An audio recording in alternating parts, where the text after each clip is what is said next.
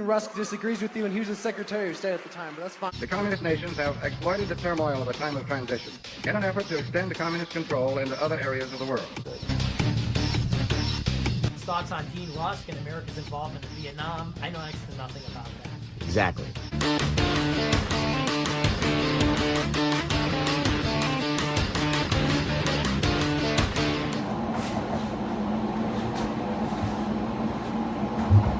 I served in Al Anbar province, in Fallujah in 2005, 2006, and in Al Rupa on the Syrian border, Al Anbar province, 2008, 2009, the United States Marine Corps Weapons Company.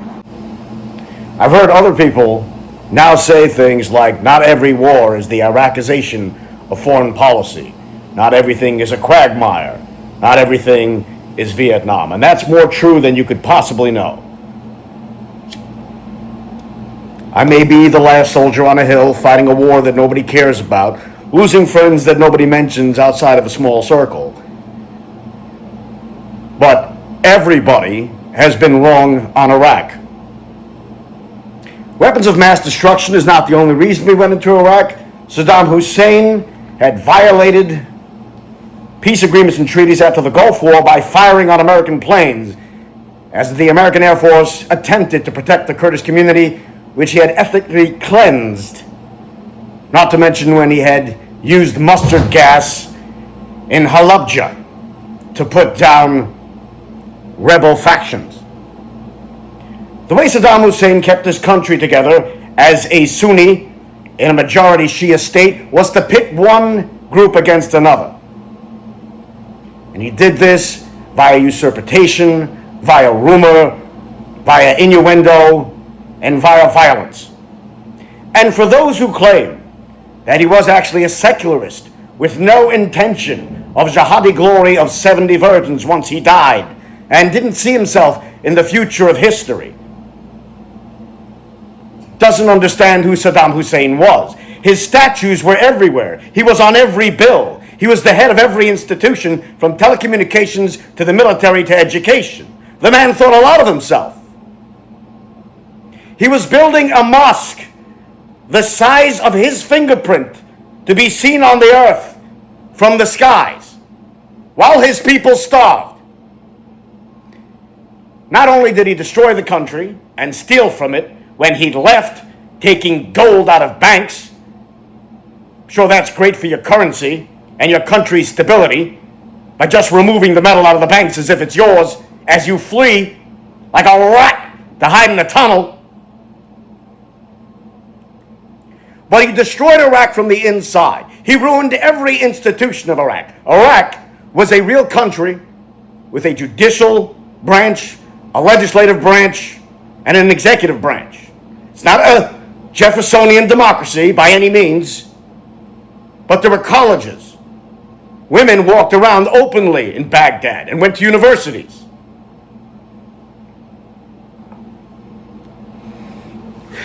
To this day, the average Iraqi loves Coca-Cola and bad 70s shows like the A-Team.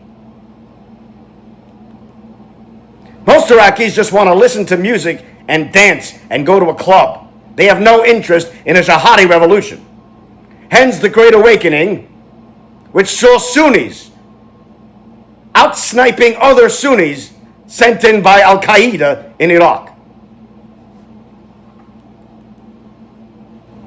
Saddam Hussein destroyed the institutions because to get along in Saddam Hussein's Iraq, you had to be a good Ba'ath Party member in good standing, much like as in the Chinese, you have to have a good social credit score to do anything. Get on a bus, go to college, get a loan.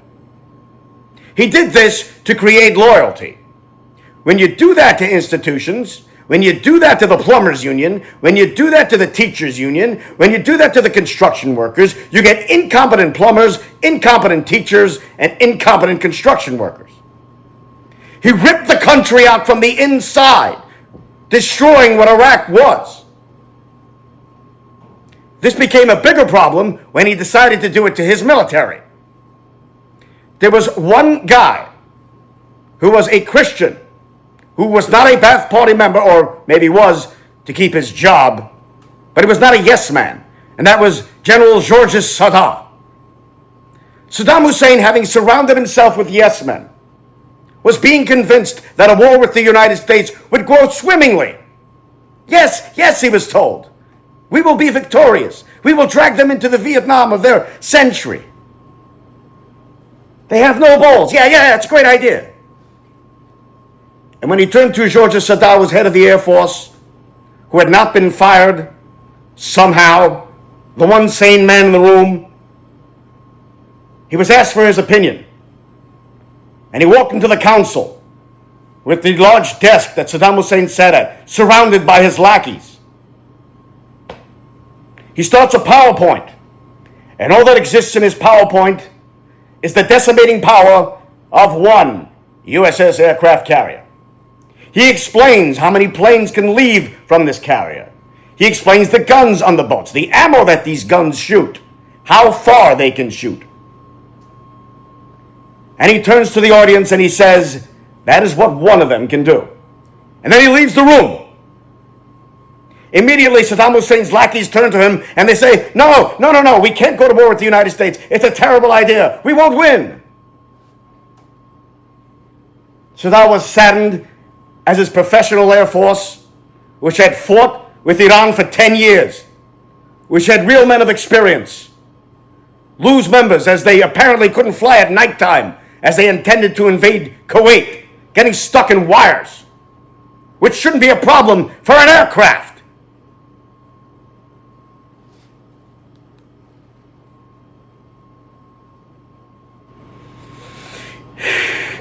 To really get ahead in the most prized institution in Iraq, the military and the police services, you did not only have to be a Ba'ath Party member, you had to be a vicious Ba'ath Party member. This is a country that was built on violence and fear, where children's tongues were cut out for speaking ill of the regime.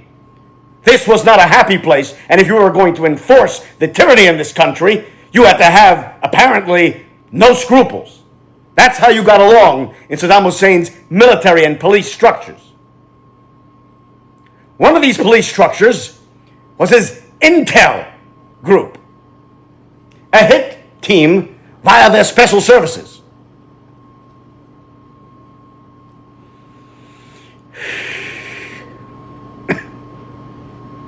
They plotted to kill a former president of the United States. It doesn't matter that his son happens to be president at the time, and you may think of it as a revenge for daddy, but you do not create plots attempting to kill a president of the United States. And you can call it bullshit all you want. You can call it CIA propaganda all you fucking want.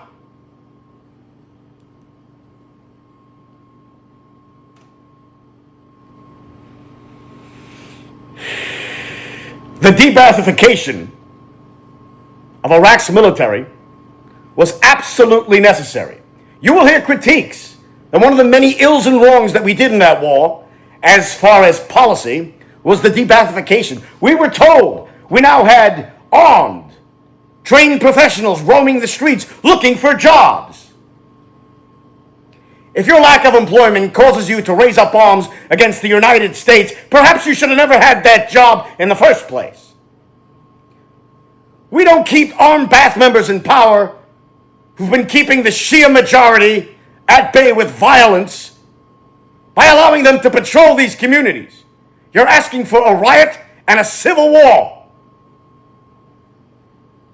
I'm sorry that you're unemployed. We will kill you if you decide to seek employment with Al-Qaeda and the enemies of Iraq and the United States. Excuse the fuck out of me.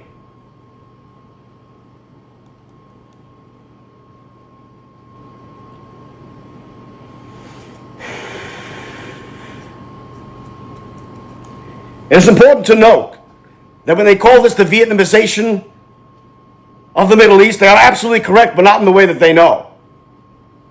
Vietnam was a moral and just war that we should have gone into, that we should have stayed in, where victory was ours, simply by body counts.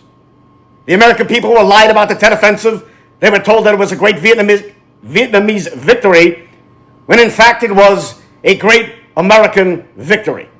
To this day, There are young men and women in this country who do not understand the victory at Tet and Hue City in Vietnam. In Afghanistan, we killed 50 to 80,000 of the enemy, and they killed about 5,000 of our men.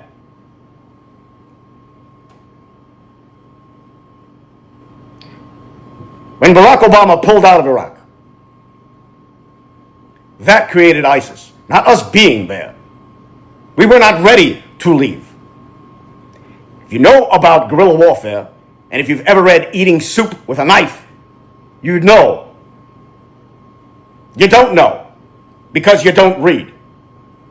In present time, not every strike, not every military action is some sort of quagmire, which Vietnam and Iraq weren't. I leave Afghanistan to open interpretations. I was not in Afghanistan. Although, I'll say again, we killed more of them than they did of us, and we fled there, which caused the collapse of the country, and enemies who we hadn't seen for 20 years pop out of the woodwork and take power, as they used all military equipment that we had abandoned. We had less than 5,000 troops there when we fled, keeping an entire country together of mountainous regions with no borders, and multiple languages, dialects, and clans. An airstrike on Iran's nuclear facility is not the United States encouraging war in the Middle East for multiple reasons. One, fuck them and their nukes. Two, they ain't gonna do shit. Three, it's air power, and we leave, there are no boots on the ground. Arresting Maduro overnight, despite us staying there for governmental overseeing affairs, is not boots on the ground, nor is it a quagmire. There is no Iraqization of foreign policy, aka the Vietnamization of foreign policy, nor in fact was Vietnamization or Iraqization actually quagmires.